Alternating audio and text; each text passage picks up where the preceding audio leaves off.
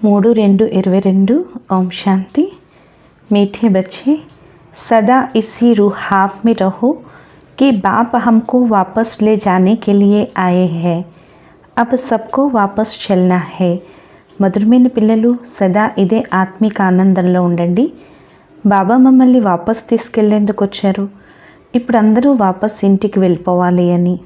ప్రశ్న, तुम बच्चे इस समय सबसे बड़े ते बड़ा पुण्य कौन सा करते हो?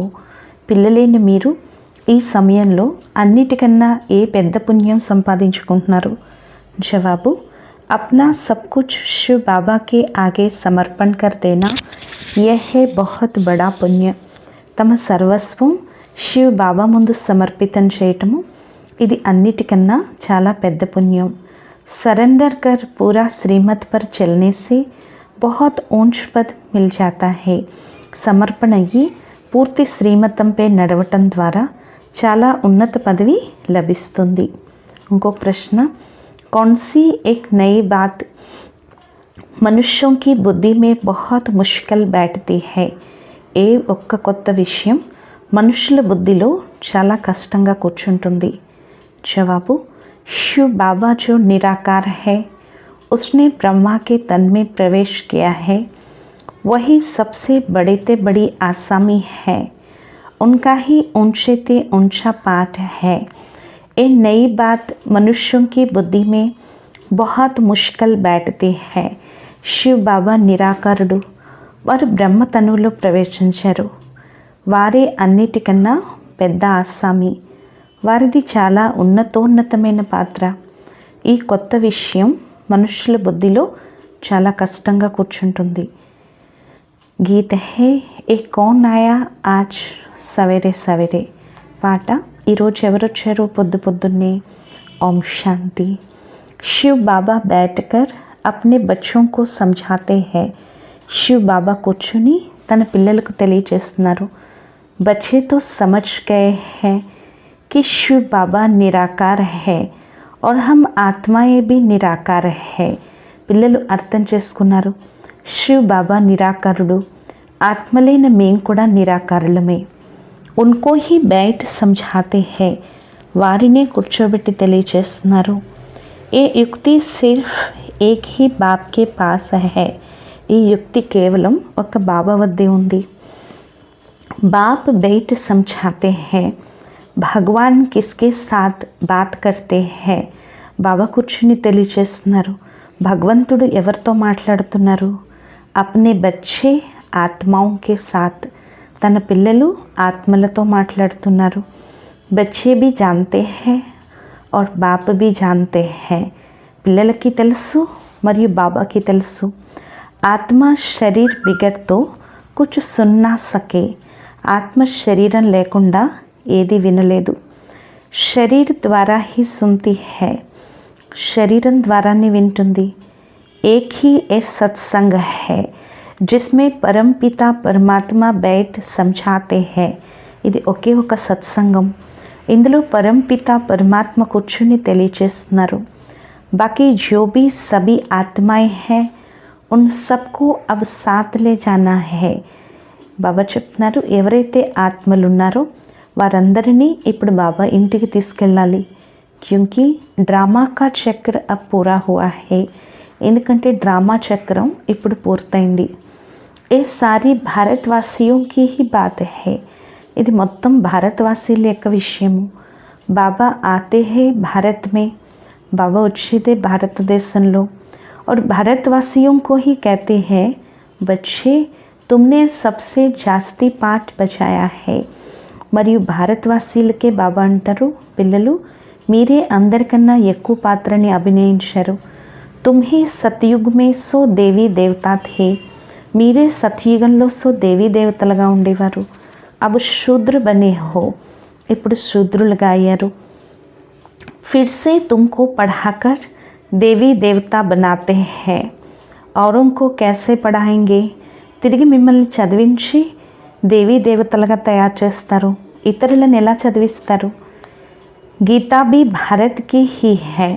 గీత కూడా భారతదేశానికి చెందింది. హర్ ఏక్ కా అప్నా అప్నా పుస్తక హై. ప్రతి ఒక్కరికి తమ తమ పుస్తకం ఉంది. और जो भी धर्म पिताएं आए हैं वो सब मनुष्य है. మరియు ఎవరైతే ధర్మపితలు వచ్చారో వారందరూ మనుషులు. उनको अपना अपना शरीर है. వారికి తమ తమ శరీరాలు ఉన్నాయి.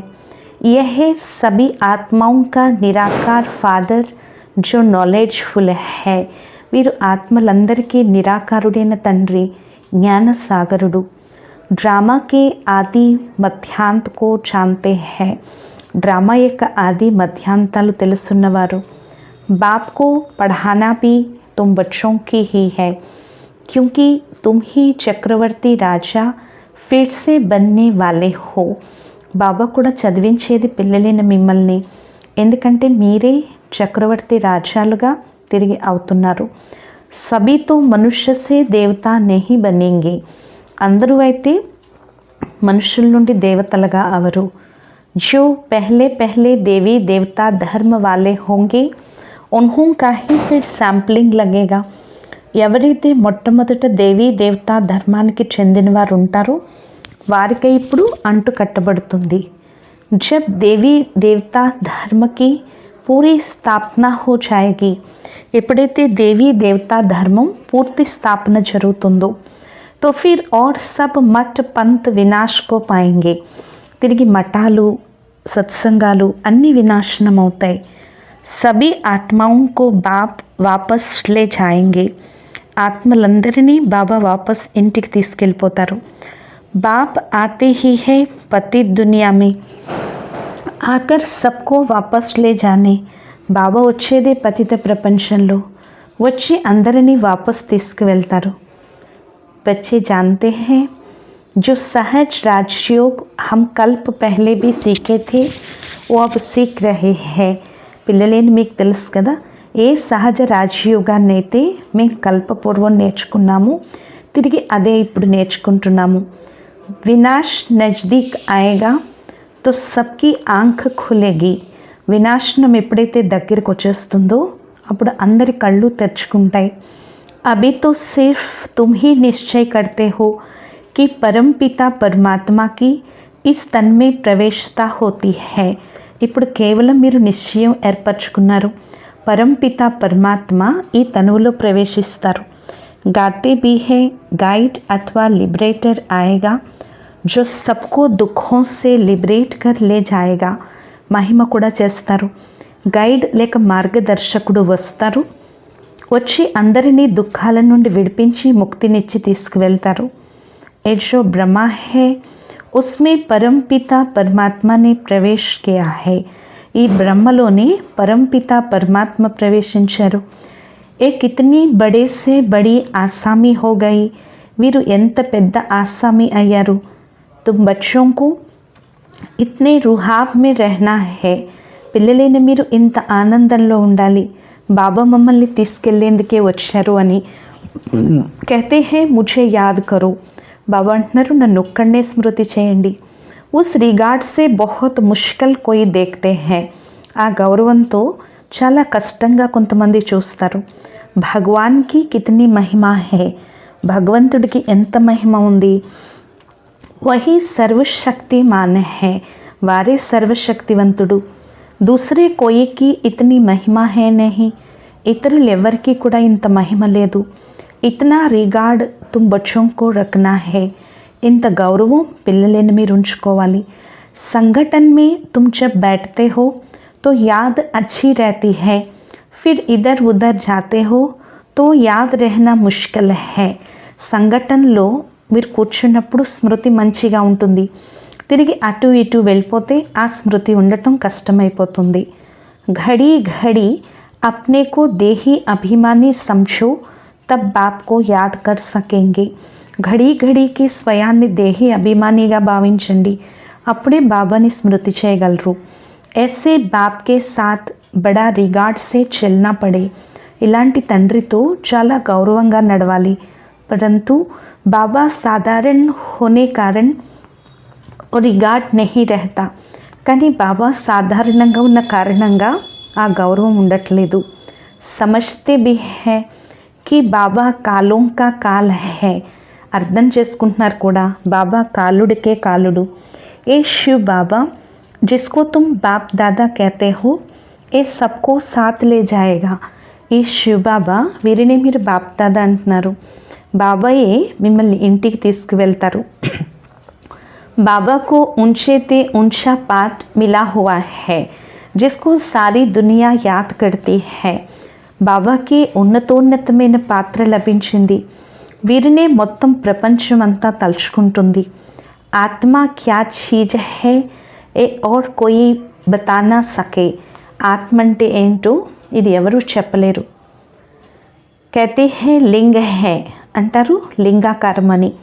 పూజ తో శివలింగకి హోతీ హై, పూజ కూడా శివలింగానికే జరుగుతుంది. హమ్ భీ లిఖతే హై జ్యోతిర్లింగం, మనం కూడా జ్యోతిర్లింగం అని రాస్తాము. పరంతు వాస్తవ మే ఇట్నా బడా హై నహీ, కానీ వాస్తవానికి ఇంత పెద్దది ఉండదు. ఎతో స్టార్ మిస్సల్ హై, చిన్న నక్షత్రంలా ఉంటుంది.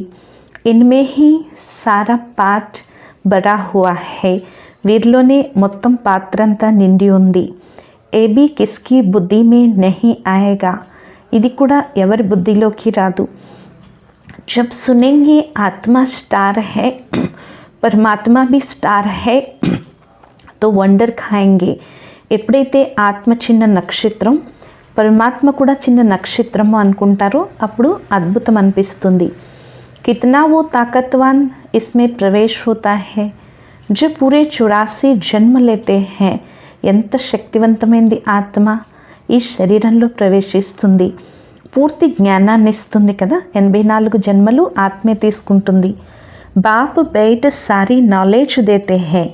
బాబా చెప్తున్నారు, ఆ సర్వశక్తివంతుడు ఈ బ్రహ్మలో ప్రవేశిస్తారు. ఈ బ్రహ్మే 84 జన్మలు తీసుకుంటారు. వారిలో కూర్చుని మొత్తం జ్ఞానాన్ని ఇస్తారు. మీరు ఆత్మ అని. మీ యొక్క 84 జన్మలు ఇప్పుడు పూర్తయ్యాయి. ఇప్పుడు నన్ను స్మృతి చేస్తే మీ వికర్మలు వినాశనం అవుతాయి.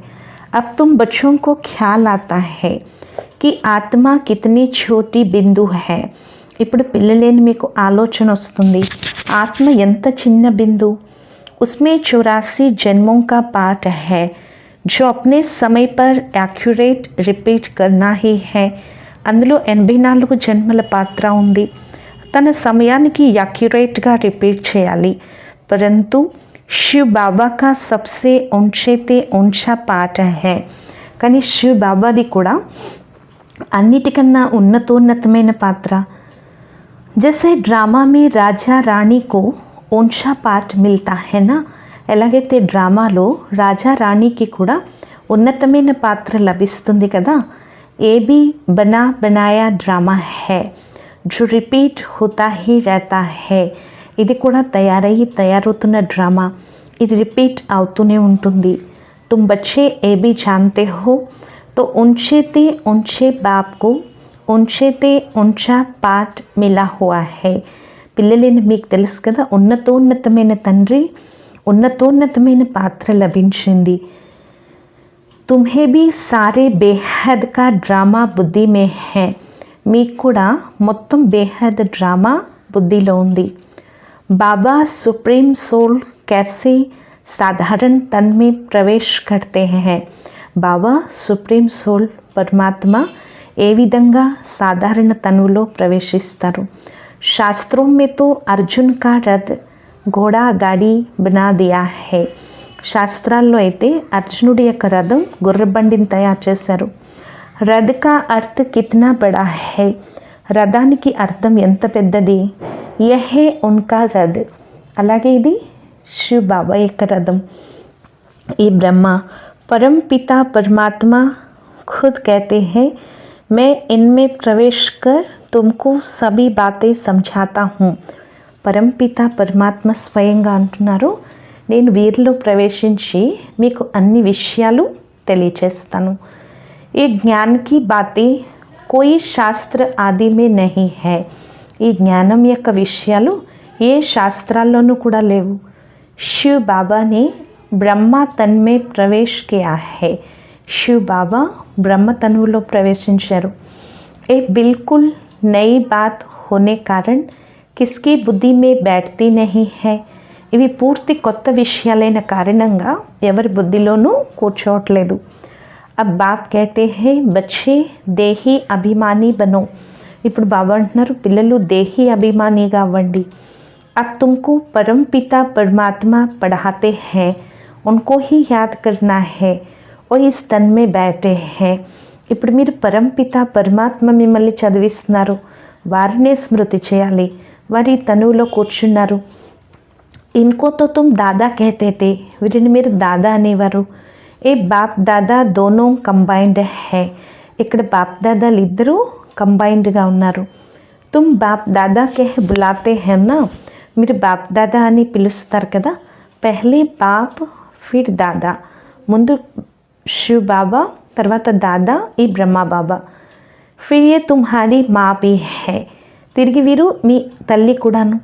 ఇవన్నీ లోతైన విషయాలు తెలియచేస్తున్నారు.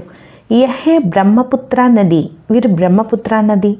ఏ సాగర్ నహీ హై, వీరు సాగరుడు కాదు, చాలా పెద్ద నది అంటారు బ్రహ్మపుత్ర నది. తర్వాత సరస్వతి, మీరు జ్ఞాన సాగరం నుండి వెలువడిన జ్ఞాన గంగలు.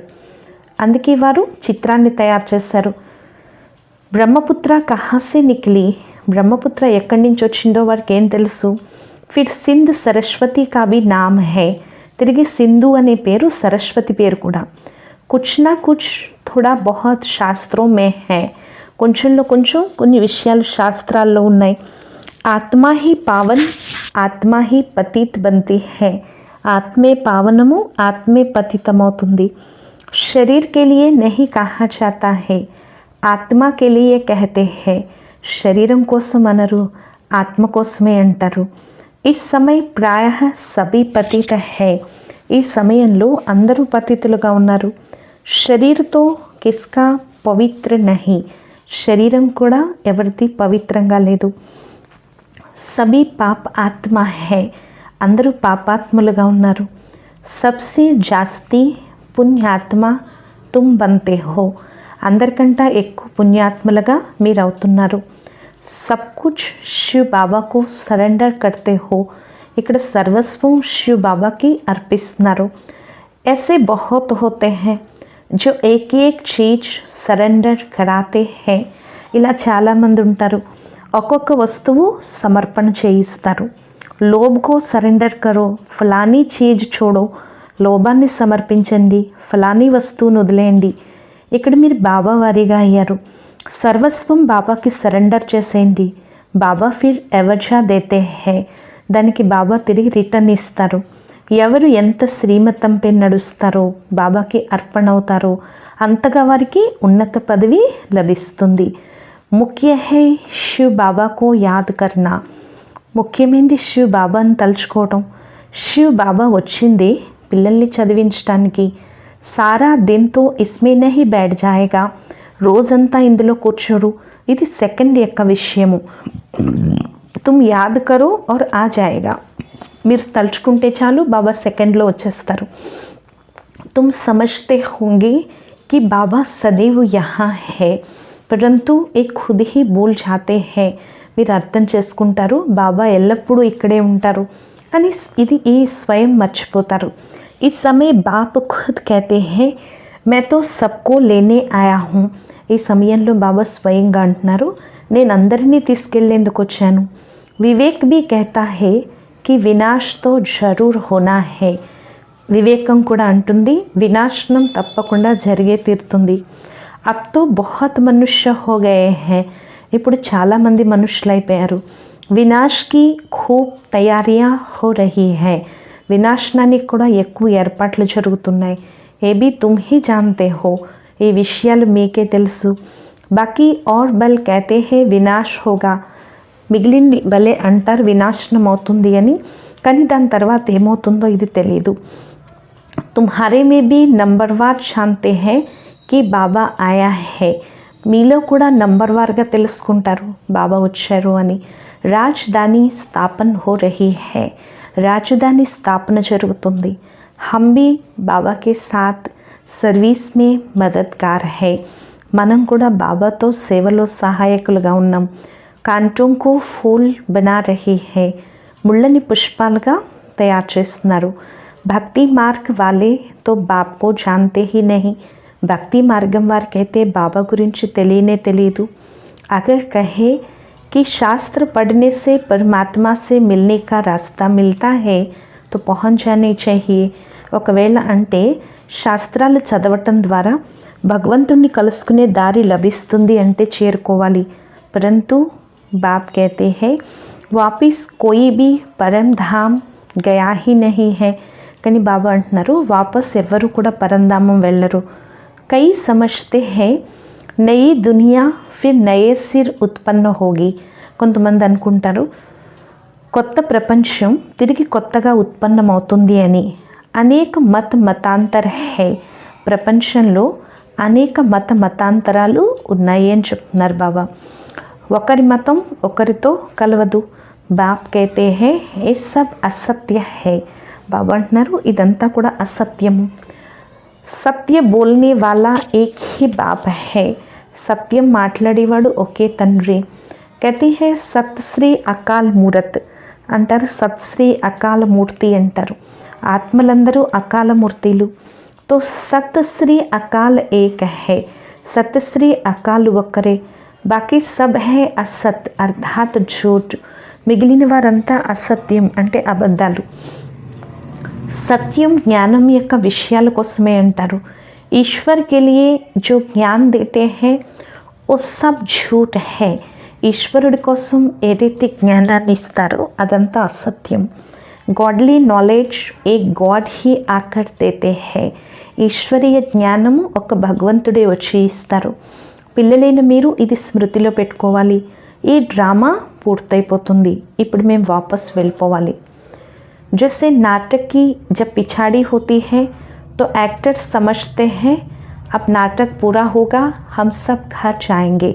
ఎలాగైతే నాటకం ఎప్పుడైతే అంతిమం అవుతుందో ఇంకా డ్రామా ఎండింగ్కి వచ్చేస్తుందో అప్పుడు యాక్టర్స్ అనుకుంటారు ఇప్పుడు నాటకం పూర్తయిపోతుంది మేము ఇంటికి వెళ్ళిపోతాము అని। మనందరం కూడా యాక్టర్స్మే। ఇప్పుడు మనకి జ్ఞానం గురించి తెలియాలి। ఇప్పుడు మిగిలింది కొద్ది సమయమే ఉంది। బాబా వచ్చారు ఆత్మల్ని ఇంటికి తీసుకెళ్ళటానికి। परंतु कब ले जाएगा ये नहीं बताते हैं, కానీ ఎప్పుడు తీసుకెళ్తారో ఇది చెప్పరు। ఎందుకంటే డ్రామా కదా, అకస్మాత్తుగా అంతా అవుతుంది। जितना हो सके औरों को ये समझानी देनी है, ఎంత వీలైతే అంత ఇతరులకి జ్ఞానం ఇవ్వాలి। వారికి ఇది కూడా అర్థం చేసుకోరు ఇది సత్యము అని, కానీ చెప్పేవారు తప్పకుండా అర్థం చేసుకుంటారు। అప్పుడే అంటారు కదా పిల్లలేని మీరు తెలియచేయాలి।